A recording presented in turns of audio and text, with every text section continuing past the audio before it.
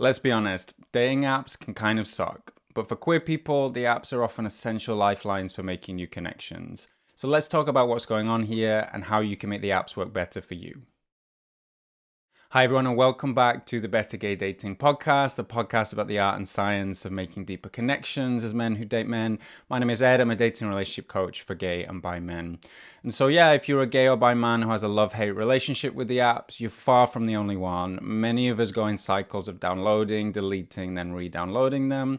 In fact, dating app burnout is high in general right now, not just among our community.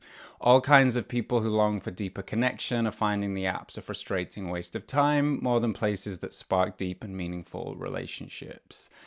And yet, as queer people, the chances of meeting great partners organically at work, at the supermarket, or anywhere outside of queer-specific spaces are usually not high. So it's maybe not surprising that something like 2/3 of same-sex couples are meeting online these days. One focus of a lot of the coaching work I do is about how gay and bi men can use the apps more intentionally and more strategically to get what they want. And any tool or opportunity for making connections is going to come with pros and cons, but the apps didn't come with instructions, and there are a handful of features that come with online dating that aren't always helpful for making meaningful connections. So let's talk about them and what you can do differently to make those great connections. So let's take an honest look at some of the ways that using the apps can be challenging. One is simply that online spaces, whether they're dating apps or social media, just aren't that good at capturing us as full three-dimensional people. That means it's often really hard to tell how well you'll click with someone just from the profile, just from what they share online. If you've ever used dating apps, you've probably been there. Someone catches your eye online, you get chatting, and it seems like you're clicking.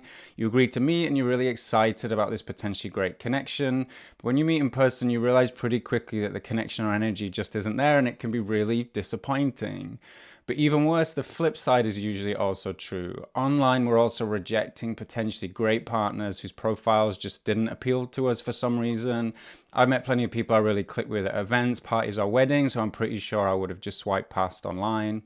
Another factor is that online spaces just emphasize certain characteristics over others, especially physical attractiveness or conventional physical attractiveness, over the deeper things that actually create stable and fulfilling connections, things like emotional maturity, kindness, communication skills. So often the internet basically rewards people who are good at getting others' attention initially, but not necessarily people who put in the work to be someone worth connecting more deeply with. And if that isn't a brutal summary of online life in general right now. But what this means in practice is the apps just don't work that well for some people, even if they'd be great partners. If you're someone who just isn't represented that well in a 2D profile, the apps can feel like a big waste of time because you might just not be getting that many matches or conversations. In fact, various studies have shown that on dating apps, attention tends to become very concentrated around a handful of desirable profiles. One study showed that on Tinder, the top 20% of most desirable profiles got more than 60% of all the likes on the platform. Meanwhile, the bottom 50% of profiles got less than 10% of the likes. I'll link to the study in the YouTube description and episode notes if you want to read it. So if you use the apps, they really can be boom or bust depending on where you fall on this curve. But even if you are on the more favorable end of this, another trap is that the apps can just give us too much choice. There's a phenomenon known as the paradox of choice, the idea that making important decisions actually gets harder the more choice we have. The research on this is clear too. Too much choice means we spend much more time making decisions and ultimately feel less satisfied with the decisions we make. So even if you're someone who's matching regularly with others online, it means it's easy to end up with too many choices where you've sort of said to 10 people you're interested in meeting up, which you kind of are, but you never really follow through because there are so many people, there are so many options. Or maybe you're actually going on dates with people, but once you realize that the connection isn't perfect because nobody is, there's a steady stream of new people waiting on your phone, so it's easy to be lured into the fairy tale that the perfect person will appear only if you keep swiping long enough. Not a strategy I would recommend, to be honest. But really, aside from all the ways that the apps have gamified or commodified dating, one of the biggest pitfalls of the dating app era is this. The apps have made it easier for us to connect, but they haven't made any of us any better at building or sustaining relationships. In other words, if you're someone who wants to find love and connection, but is also low-key afraid of letting it into your life, being on an app won't solve that. If you're someone who still keeps new people at an emotional distance because your last relationship ended badly, being on an app unfortunately won't solve that. If you're someone who doesn't really know what they want or who their ideal partner might be, being on an app won't solve that either. There's often this unspoken idea that the apps will just find us the right partner, that if we create the best profile and set the filters right, the perfect person will just appear and we're good. But in practice, that's obviously not how it works. At best, the apps are just an algorithmic matching service. They introduce us to new people, and if there's mutual interest there, we have to take the lead in building and nurturing the connection. And so in practice, that's why the apps are often environments where it's easy to make lots of short-term passing connections and more rarely deeper, more long-lasting ones. We have to have the capacity to build those connections. The apps can't do that for us. And again, a big part of this is just that the apps never came with a guidebook. And I'm not going to put my tinfoil hat on and declare that the tech companies are trying to keep us on the apps forever because it's more profitable for them. But it's definitely true that the apps themselves don't really do anything for us after they've connected us with new people. So all of that said, the apps do work for many people. Again, around 2/3 of us are meeting online these days. So there are places you can make great connections if you use them intentionally. And in my own life, I've met some great partners online, both long-term and short-term, as well as some really great friends. And I see it with clients all the time. The apps, to a significant extent, become what you make of them, how you use them. And you only need to make that one right connection to build a really beautiful relationship. So with all that in mind, what can you actually do to overcome some of these challenges and make the apps work better for you? Here are 7 of my most important tips. My first tip is to choose the app or apps that best align with what you want. So if you're looking for something long-term, it's much better to use dating apps over hookup apps. I know that might sound really obvious, but I see it a lot that people who think they're looking for something long-term, or they say they're looking for something long-term, but they're actually mostly using these spaces that aren't really facilitating that. So the 3 apps I usually recommend for long-term relationships are Hinge, Tinder, and Bumble. And yeah, I know someone is going to put in the YouTube comments that they met the husband on Grindr or Scruff, and that's great for them. And of course, that can happen. But again, some apps are more geared towards long-term connections and some more to short-term ones. So the online space you're in really does matter. The second thing I'll say is that it's a really good idea to make sure you're clear on why you're using the apps, what you do or don't want from them. I covered intentional dating in last week's episode, so if you want some more clarity on figuring out your dating goals, definitely go back and check that out. But then whatever it is you're looking for, it's a really good idea to make that explicit on your profile, whether there's a box specifically for that or you literally have to write looking for something long term, also open to friends, or whatever that is for you. It's a really good idea to call out essentially the type of connection or the kind of partner you're looking for so that the right person can spot that and respond to it. The third thing I'll say, and this is quite a big thing, is to actually spend some time crafting a profile that represents you as well as possible. I know often when we download the apps or get started with the apps, we're usually really keen to get started chatting or connecting with other people, but it's really worth spending a moment, putting in some time to invest in creating a profile that represents you well. And this is something I work on regularly with clients, and yeah, there is an element of selling or kind of pitching yourself that comes with crafting a profile, and that can feel a bit uncomfortable to some people. But how you represent yourself online obviously does impact how people are going to respond to you. They can only respond to what you share or what you give them via your profile. I'll do a fuller episode on this sometime, but basically to make a great profile, you want to try to capture the most important or interesting aspects of who you are in real life. So things like your interests, your personality, your lifestyle. The key is not to worry about communicating everything about you in your profile. You obviously can't do that, but you're trying to share a few specifics so that the right partner for you would notice and potentially be interested in meeting you in person. And as gay men, there often is a kind of performative aspect to how we are online, and we can be wary of sharing anything about ourselves that might lead others to judge or reject us. But here's the thing, sharing something about your specific hobbies or interests will cause some people to reject you, but it will also make you stand out to the right people for you. So the goal here isn't to try to look perfect or to appeal to everyone. It's to try to capture the real person someone will be spending time with as they get to know you.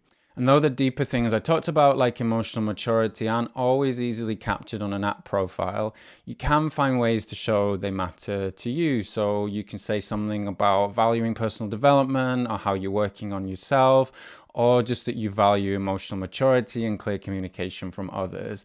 That'll really help you stand out to others like you. And then my fourth recommendation is to take things offline as soon as possible. If it's hard to know online how you'll click with someone in person, literally the best thing you can do is chat a while to see how things feel or how you vibe. And provided nothing weird or deal breaking comes up, invite them to continue the conversation in person. Then you'll know if you actually click in person, and if so, you can keep investing in that connection to see where it goes. And sure, there is a sweet spot to this. You want to chat a bit online to see if there's some sense of connection there and that meeting them isn't going to be unsafe or anything like that. But unless you're just looking for pen pals, it's much better to see how you click in real life sooner rather than later. And fifth, very importantly, please do not take anything online personally, literally nothing. The apps really are a wide open marketplace for dating, so you're going to connect with all kinds of people who aren't necessarily going to share your values and expectations. They might not listen to this podcast, so they might not be as smart and intentional about dating as you are. But in all seriousness, as you probably don't need me to tell you, if you spend enough time on the apps, you're going to get rejected, you're going to get ghosted, you're going to get ignored, you're going to get told you're too much or not enough, and all of those experiences. So here's your regular reminder that most of the time, how others treat you has nothing to do with you or your worth. But because so much of queer dating happens online these days, it can especially feel like if you're getting rejected or not succeeding in those spaces, that there must be something wrong with you. But obviously that's not true at all. Some people say things through a screen they would never say to your face. Some people on the apps are killing time and have no intention of actually meeting anyone. Some people are just mean. None of that is a reflection on you. And actually, on that subject, 6, please remember that the apps are just one option and not an obligation. Definitely not an obligation. I know there are lots of reasons you might not have easy access to in-person queer spaces depending on who you are and where you live, but there are other online spaces like queer Facebook groups, Discord servers, online queer events, even online queer book clubs. And if you are looking for deeper connection, in-person queer spaces can be great places to find it in a way that can feel more organic. They're also great spaces to make friends or find community. I'll do a full episode about how to meet new people in person at some point, but for now that's my pitch on why I recommend it if it's an option for you. But all of that is to say, if you're fed up with the apps or they're just not really working for you, there are valid reasons to try something else or just take a break. It's not a failure to step away for a while. It can feel again like these are spaces we have to be in as gay or bi men, but they're really not. They're just one tool or option for connecting with new people. And finally, the 7th thing I'll say is this: however you're meeting people, you'll want to work on your ability to make new connections in general. I'm talking about things like your communication skills, your self-confidence, or how you present yourself to others, and basically your capacity to build meaningful relationships with new people. And I'm kind of biased on this as a coach who helps people with exactly these things, but as you might know by now, I speak a lot about the deeper challenges of dating in our community and how for us building great relationships is about more than just knowing where to meet people. Most of us do carry some kind of emotional baggage, not just from past relationships, but from growing up gay or queer in a world that didn't always teach us how to feel safe, worthy, or wanted. And so it's really inevitable and very human that all of this surfaces in dating. If there's still a part of you that isn't sure you deserve the kind of love you want, if you find yourself regularly chasing unavailable partners because it feels safer that way, or if you were told you too much so you learn to tone yourself and your needs down, all of that will impact your dating life too. So aside from thinking about how you might use the apps differently or more strategically, it's always worth being mindful of your triggers and patterns, or whatever you want to call them, as you're trying to build new connections with others. We all have them. Coaching and therapy can really help you become aware of these patterns and help you do the work to address or heal them. But journaling, self-help books, or the right support group can be really life-changing too. So there's my rundown of how to build more meaningful connections in the app era. 1, choose your apps carefully. 2, know what you want from the apps. 3, spend time creating a great profile. 4, take promising connections offline ASAP. 5, take nothing personally online. 6, remember the apps are only one way to meet new people. And 7, keep working on your capacity to build great connections because, honey, The apps won't just do that for you. If anything especially resonated with you in this episode, I'd love to know about it in the YouTube comments, or maybe you have your own insights to share about finding deeper connection online. I'd love to know what has and hasn't worked for you. And as always, if you're looking for support in your personal life, whether that's about the way you use the apps or any of the deeper stuff that often holds us back in love, you can find out more about working with me and sign up for a free discovery call at bettergaydating.com. Thanks for listening. If you know anyone who might benefit from this episode, please let them know about it so we can keep growing this community of gay and bi men trying to build deeper, more meaningful connections. Have a great week, and I'll see you next time.